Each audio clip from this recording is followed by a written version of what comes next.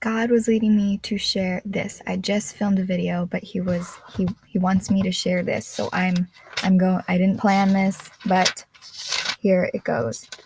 He wanted me to share the story of Peter in Matthew. This was where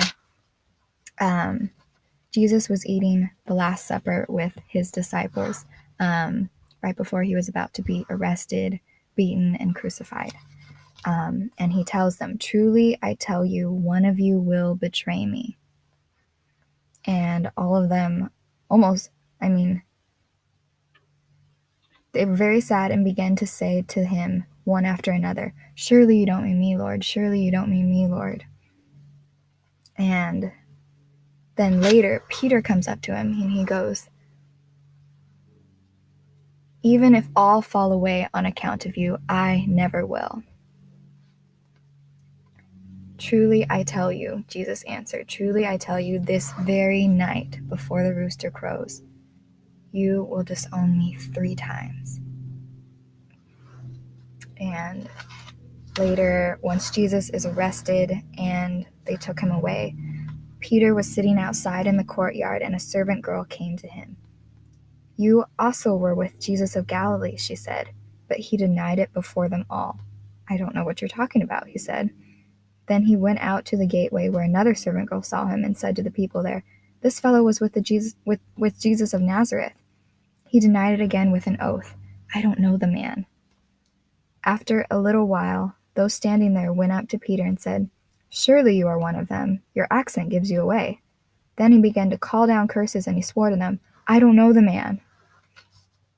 Immediately a rooster crowed. Then Peter remembered the words Jesus had spoken, "Before the rooster crows, you will disown me 3 times." And he went outside and wept bitterly. I think what the Lord was leading me to share with this passage is something he said in one of the Gospels was, not everyone who calls on me, not everyone who calls my name, Lord, Lord, will enter the kingdom of heaven. And our response to that is just like Peter's and all the apostles. It's like, surely you don't mean me, surely you don't mean me. But I was watching a video last night, and this woman, she called us out. She was like, a lot of Christians are just playing church these days. They're just playing church. They're not truly following God.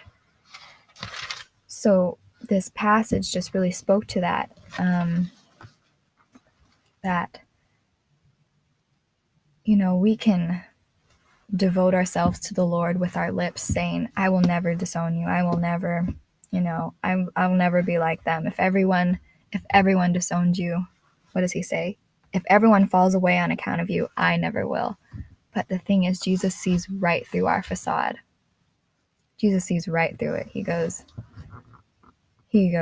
"Truly I tell you," before a parallel to Peter would be like, "Before the sun goes down today, you will," just an example, like for me, you will have a conversation with a friend about religion and you will be ashamed of me. You will be ashamed of me and my words. And what does the Bible say about that? Anyone who is ashamed of me and my words, I will be ashamed of when I come in my glory, when he comes in his second coming. And, God calls us out with these things to pull us back in. He calls us out in love because he wants us to come out of those things. He wants us to come out of only devoting ourselves to him with our lips. He wants us to come out of that and devote ourselves with our lives to him. And how many of us have fallen away like Peter? I know I have. And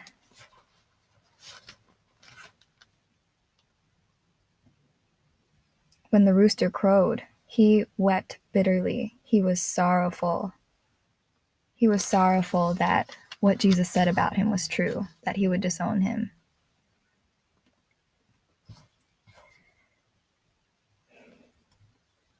I will stop there. I'll just give you that little something to think about. I will see you next time.